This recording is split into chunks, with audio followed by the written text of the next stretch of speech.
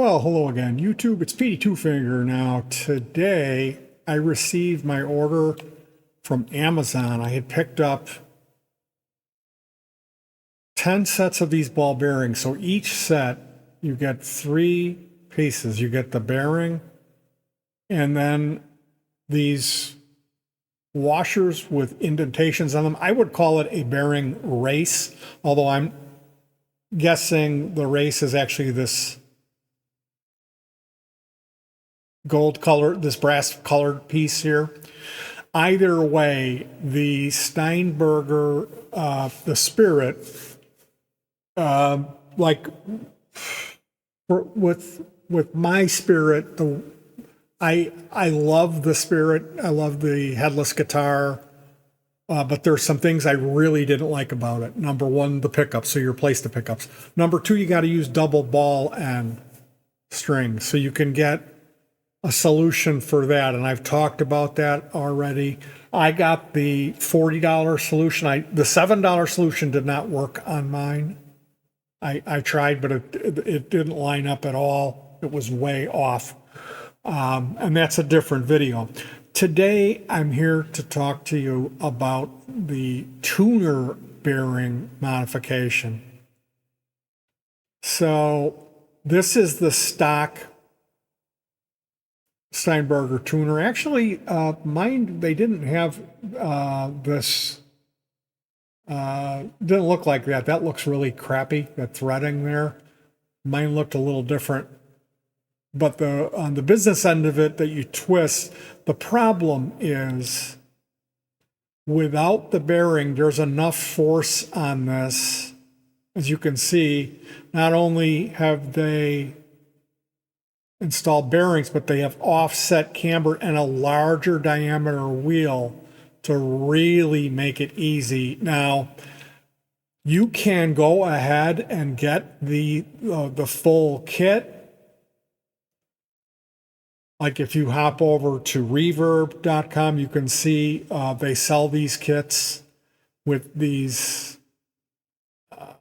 expanded tuning knobs. Ultimately, I would advise you, and I will leave a link in the description. This is what I did. Uxel F3 8M thrust ball bearings, 3x8 by 3.5 mil. It's $10 and you get 10 sets. So it's a total of 30 of these pieces. So you take them out of the package and you unscrew your tuner one at a time. You unscrew it and it'll come out. You slip the bearings on and you push it back in and tighten it back up. You don't need to replace the strings. It's not like, oh, I'm going to need because it's going to be this much longer now. You don't have to worry about that. It should go back together just fine, and you'll tune it right back up. I would advise you doing one at a time is the best way to do that. Keep it in tune. And ultimately, what you end up with is it's so easy to tune it compared to how it used to be. The tuning of the Stienberger was never, it wasn't something you look forward to doing because it hurt your fingers, it hurt your wrist, and it was difficult. You had to use a real lot of force. And because of that, it was easy to kind of overshoot the tuning.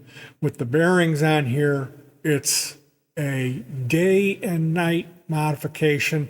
This is one of those mods, like I'm not the mod it guy. I think, hey, the way they designed it is fine. Like if it's a pedal, adding a bunch of extra knobs, I have a fuzz, now it has 8 knobs on it. What do? Why do I need all these extra knobs? If it's a fuzz, we're going to turn everything all the way up. Well, noon the tone. And same thing with the volume, but basically, I'm not the big, you have to modify it guy, but the Stienberger Spirit, ultimately, I think the stock pickups are garbage. I put super distortion, DiMarzio super distortion clones in mine, and I really like that. Also, the string adapter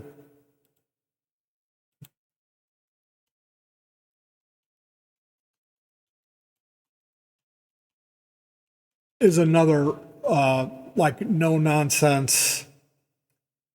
So here, these are expensive, and they have different solutions and there's different sizes. So you'll have to look into this. They have another $7 one you can try from China, but I'm not even going to show that. It was such a joke with mine to think that that would have ever worked. But like I said, I replaced the pickups. I put one of these on here, and what this enables you to do, you can run any old regular guitar string in your headless guitar. And that, to me, that was worth it. I replaced my strings enough that this would pay for itself in a pretty short period of time, considering how much more money you're going to pay and the hassle for trying to find a decent set of double ball and strings to fit on the thing. So really,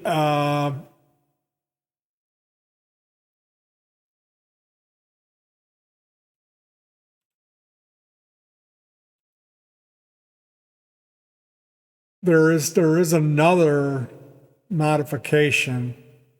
There's one more mod that I want to do, and that's, I haven't found it anywhere else except for Reverb so far, but it's a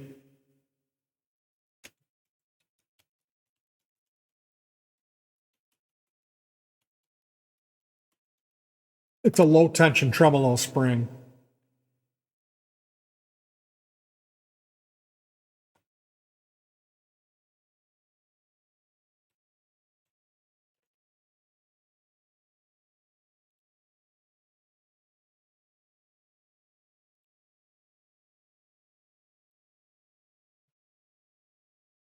The tension on the tremolo is ridiculous. And maybe you don't like, I've got 9s on mine now. I've been going down. I actually like 8s on my guitars, but I'm thinking 9s is probably good for the Stienberger. In any event, the Stienberger Spirit is the guitar that I have that has that I bought new, but I also did extensive modifications to it. Now, the story with my Stienberger Spirit, because if you know me, you know that I try to get everything secondhand. I don't buy stuff new. You say, well, gee, it certainly doesn't sound like this is the case with the Stienberger.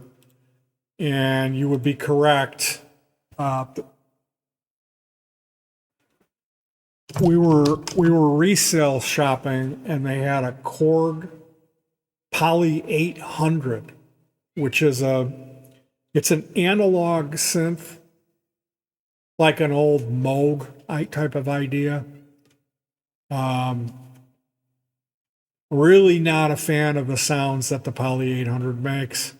It has a little joystick on it, and there's a dual LED, like 99 display. Kita, Chicky Babitan. So you can, it has a digital memory. The keyboard is analog, okay? And I've seen musicians, they'll go, that's digital.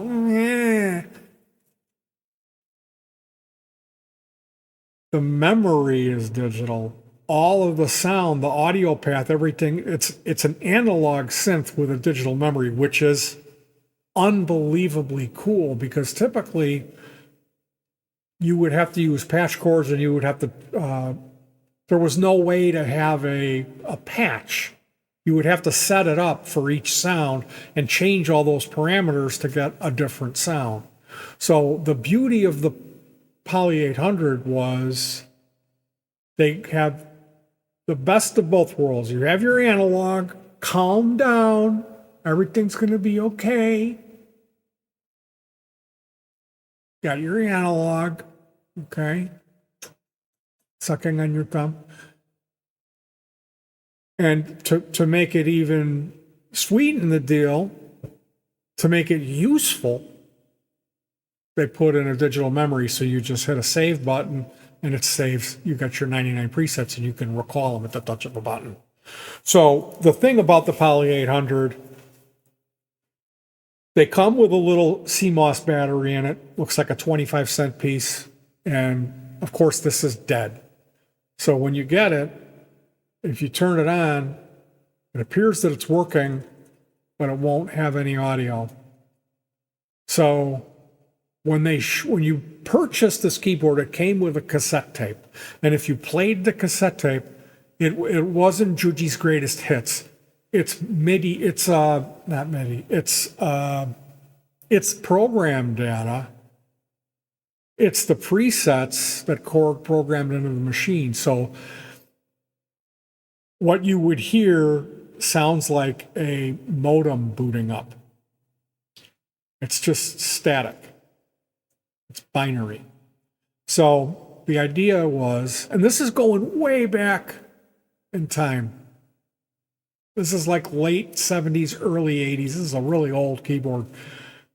You would have the cassette and you would take a cable coming out of a tape recorder, a little tape recorder machine, plug that headphone cable into the Korg. You would turn the Korg on and there's a switch on the back. You switch it over to receive and it would blink a couple things. It's ready to receive, and then you hit play. It plays the data in, and then at the end of the tape playing, the display would change, and you would switch it over out of receive mode to lock the sounds in. You would shut it off and turn it back on, and then all the sounds were in it. So I see this Korg Poly 800 at the resale store, and I know all about it, because my old guitar player in the 90s, this guy built a recording studio in his home, and I was like his sidekick, and I basically did the same thing. We both ended up with Tascam 48 reel-to-reel half-inch tape decks and recording music. So I knew all about the Poly 800. He had borrowed it. It's not a, I mean, if you're looking for an analog synth, yes, okay. I'm not a fan of that so much.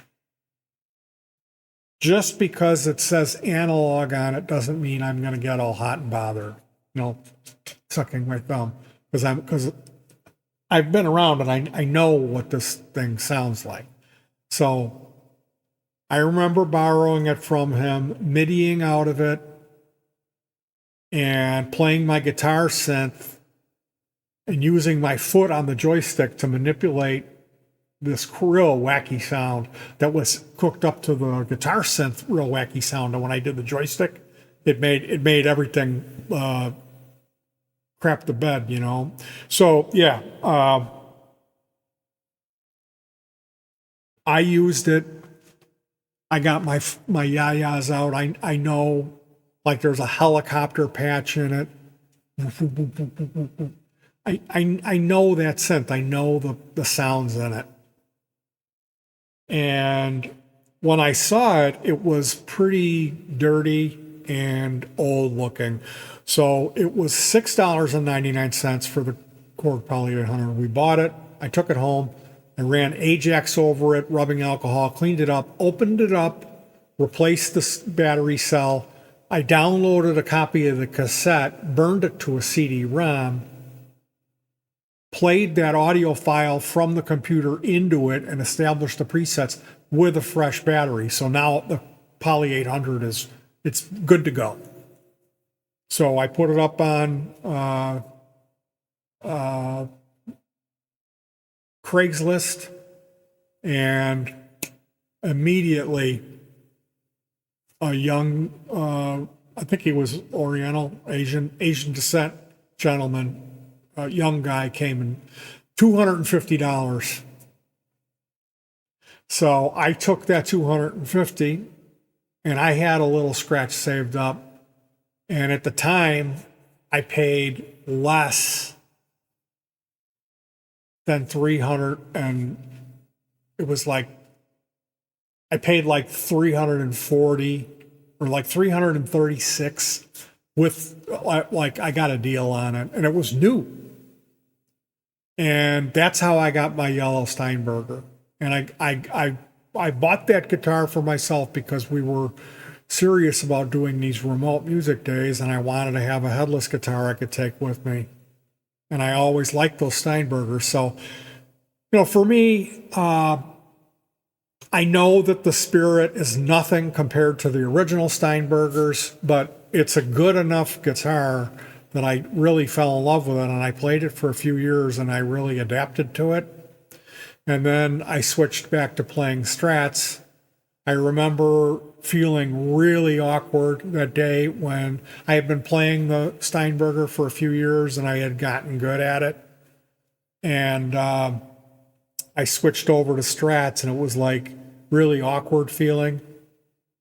And today, when I put the bearings in the Steinberger, I tried playing it and I was like, ugh. So it's funny how we as human beings, we have this natural ability. And I think some of us have this more than others. And the people that end up being addictive, like alcoholics or drug addicts, those are the people that really adapt. Like there's a certain kind of crayfish. It's an invasive species. And you can put it in any kind of water and it'll thrive. And they're invasive and they take over, and they're like, you can't kill it. Whatever you put it in, it immediately adapts and changes its parameters to fit in this environment. So some people are not like that at all. They're any kind of change, they resist and they freak out. And I'm not saying, oh, I'm so good, I'm so cool, look at me. The people that have that ability to adapt to stuff, they end up becoming really addicted to stuff because their body can acclimate itself no matter what poison you throw at it. They're like, oh, this is what we're having for lunch, bring it on, Meth with a little, you're knocking it back with some embalming fluid, give me seconds. So, like I said, for me, the Steinberger, it didn't feel natural in my hands at first. And I did need to throw those upgrades at it. I never dreamed I would be able to tune it and have it tune effortlessly like it is now. And the only other thing that I'm up against is that $15 tremolo spring. If we could loosen that up a little bit, boy, I would be a happy boy. One of the things that I like to do is chop my tremolo arm down. I like to pick the guitar at the same point where the fretboard comes in. So I'm usually picking like here. There's something about the tone, the reaction, or the closer you get to the bridge,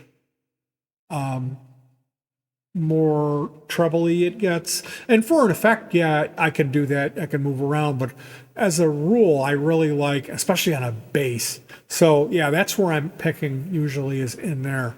And I like the tremolo, the whammy bar, to have the end of it end in the center of my palm when I'm picking in that position. So what that means is The stock whammy bars are always way too long for me. I want to be able to like grab the whammy bar with my pinky and have it sitting down here and use it so I can still be picking here. And so I take the stock tremolo arm or whammy bar. I cut off a piece of finger from a leather work glove and I will wrap that around the threading and I will put it in a vise and clamp it down in a vise so it doesn't move. And then I will use a hacksaw and I chop my tremolo arms. And the Stienberger is it's a little tiny thing.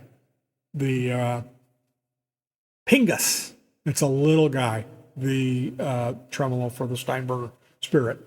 So what I'm getting at with that is the fact that they put this bulky spring in the tremolo system, and then I'm chopping the arm down and I'm trying to do it just, so all of that adds up not in my favor as being bad. So is this $15 light gauge Stienberger tremolo spring? Supposedly they've ground it so it fits properly in there, and this is like a legitimate thing. It had good reviews. That's the next thing I'm going to do in a little while. I mean, ultimately, I'm more than likely going to be making a purchase. I was considering a Tonex. More than likely, I'm probably just going to get something cheaper. So I haven't made up my mind what I'm going to do yet. This all goes back to the fact that I cannot find my DF7. And you can get a Behringer UM300, which is a clone. It's a little bit better sounding than a Boss MT2 or the Metal Zone. So like if I could get a metal core pedal for like $30 or a Metal Zone for like $30 or pick up a Behringer for 15, I could pair that up with this noise gate and then the Joyo American sound and a reverb pedal. I have a Bayang Baby Boom Triverb. It's a little Chinese cheap. It's not a 1590, it's a 125.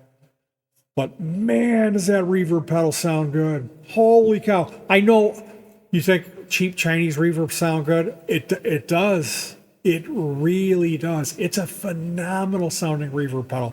And then like I got the really nice Behringer flagship, like the $55 reverb modeler that's modeled at the line after the Line 6 one, and it's kind of a tone sucker. So I use it in the effects loop of one of the a mixer. Long story short, I run a wet dry wet rig when I play remote.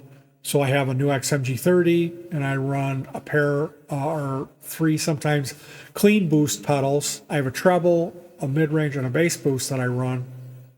And that goes to the PA. But then there's my personal monitor amp, which is basically a wet dry wet rig because I split the guitar signal. There's a passive splitter box that I built. And it's basically just some buffers in a box. So the guitar cable comes out of the guitar, goes into this box, and there's two outputs. One output goes to the main multi-effector. There's an effects loop with the clean boost, and then it goes output into the PA mains. Then there's this center channel, and for that center channel, I need two sounds, clean and dirty.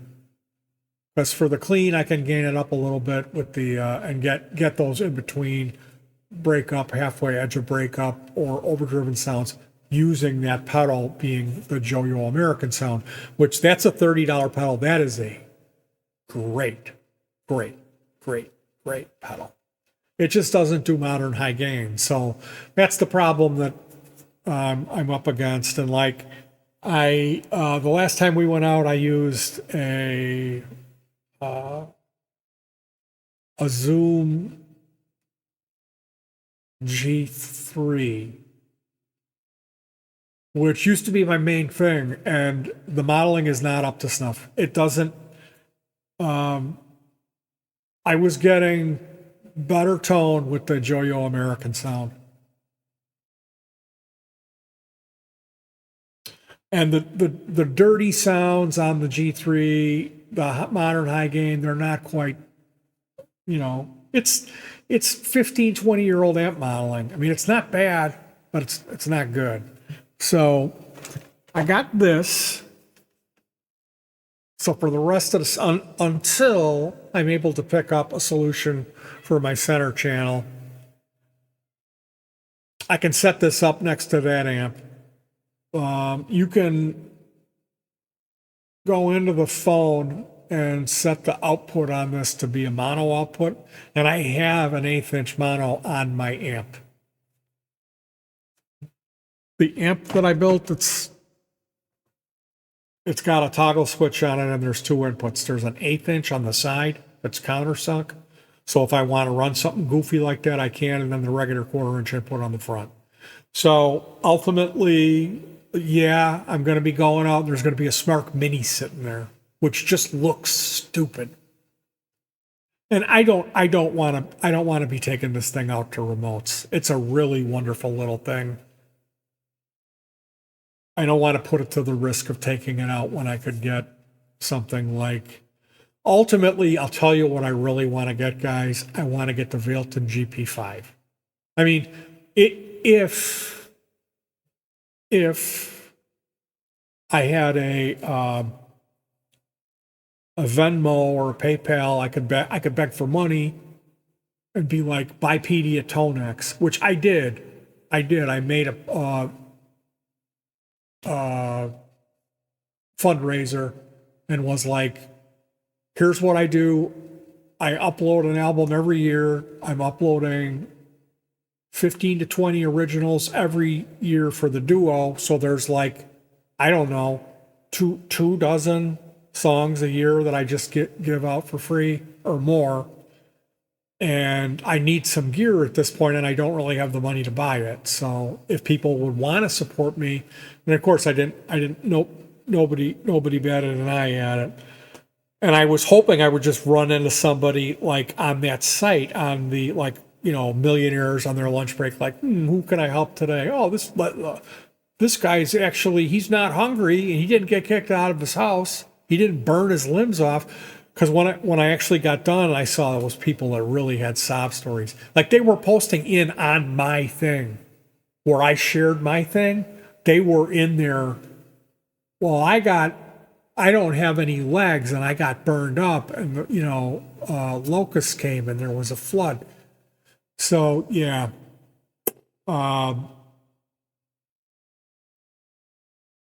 initially, they said the GP5 was supposed to be $79, and it was supposed to be like, there was an initial run of them and they sold out, and then it was supposed to come out. It hasn't come out. And now they said it was July, and now they're saying at the end of August, and the prices have gone through the roof. And I don't know if that's because of Orange Man bad or what.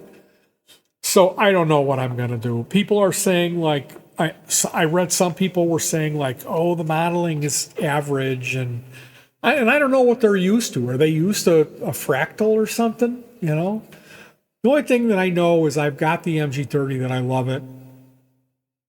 I need something to compete with that. I don't want to take a step down, and I think that Vailton GP5 actually, if you find the right amp model with the right impulse response, maybe it would be. It's supposedly, like I heard, it reads NAM profiles. Now I find out it doesn't. It adapts them. And you can't use an external IR with the NAM profile. Now, Vailton usually is really good about firmware updates. Vailton is Hotone, Vailtone is Sonic Cake. Sonic Cake is the really cheap, Vailton's the mid. So, like, to be honest with you, I would really like to get a Vailton GP200. They come with a built-in lithium-ion battery, but they're like $350. And this is going from I can't find my dirt box for my center channel to now I'm replacing everything that I already had worked out. So I think I want to keep it simple. It's just for the center channel. Yes, it has 5 milliseconds of runaround latency on it. And the new XMG30 has only one. So, well, it's my center channel. Is it really going to matter? I don't think so. And I mean, the idea to have a little pedal, because that's what the GP5 is. It's a little tiny thing. And it runs off of 5 volt or 9. It's weird. It's like 500 milliamp 9. Wait. 300 milliamp 9, 500 milliamp 5 is what it runs off of. And these battery backups are starting to show up at, like, here's one that I had to do surgery on the output cable. This is that horrible cable that's, it's just like found in headphones, like there's no insulation on it. It's just it's like human hair thin. It's wound up. So I had to solder that and like really heat shrink it nice so it won't break coming out of this thing. And then I put a 7809, or it's a 9-volt voltage regulator with a 2.1 mil. So yeah, I got this for $2 and it's a LiPo. This is a freaking LiPo. This is the first one. I don't have any lithium polymer batteries. I've been going lithium ion recharge, same one as the Tesla. So yeah, I've got that going for me now, which is nice. And I'm flip-flopping on this, and I've spent so much time. I think I have to just shit or get off the pot and say, you know what, I'm going to get the GP5. I'm not going to get the Sonic Cake. They got a little plastic one that looks like a Tupperware container that's 63. And if I have to pay a little more, I have to pay a little more. Because ultimately, if it's a single solution, if it's an amp modeler that loads IRs, and it's got all the effects in it, meaning it could save my ass at a gig if one day the main one isn't working right. So yeah, 79 or 110, it's not that much difference. And I heard horror stories about people ordering these things and then finding out that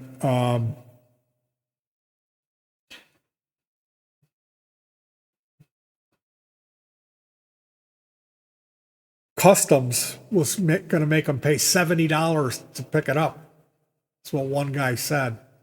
So I don't want to just like order it from, like, right now you can only get them in like really weird places.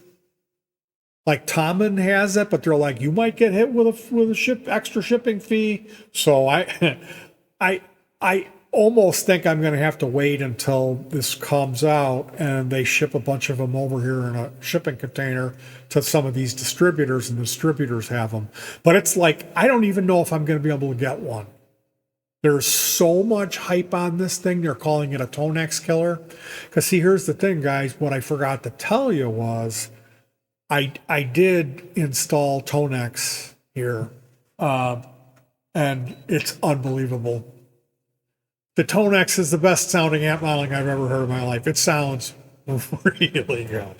I was like, the first time you smoke marijuana and you get giddy and you're laughing. That's how I was with the guitar. I was like, I can't believe how good this thing sounds. So they're saying this thing is a Tonex killer. I don't know. And, you know, there's plenty of room. There's plenty of time for me. I can always sell some stuff and end up getting a Tonex. They're selling Tonexes like they're going out of style. The Tonex used, the market is flooded with them, but they're still expensive, you know. I don't want to pay $150 for a used little Tonex. I'll pay $75 for it. Like in a heartbeat, I will. And ultimately, I really don't want the little Tonex. I want the big one. You know, and the thing that the reason why I don't want to say fuck it and like sell my my new XMG30 and upgrade to a Tonex is because when they came out with it, they didn't have any effects in it. And then they put the effects in and they're almost like an afterthought. It's like, here's a delay and you can have a ping pong or you can have an analog style delay. It's not like, here's 100 effect pedals that this thing mimics. The Tonex was all about the amp modeling. The Tonex idea is you add it to your existing pedal board. That's what that's all about. So, and I know the guys that are all of the pro guys, they're all with the fractals and the Line 6s. I can't spend $2,000 on a device to do this, especially when you hear how good the MG30 sounds. I paid $210 for my MG30. And it still sounds really good. Anyway, you guys, it's turned into a long one. I'm going to cut you loose. I love you guys. I got to finish the 20-mile video, but I'll talk to you guys soon. Hug your pets, and peace.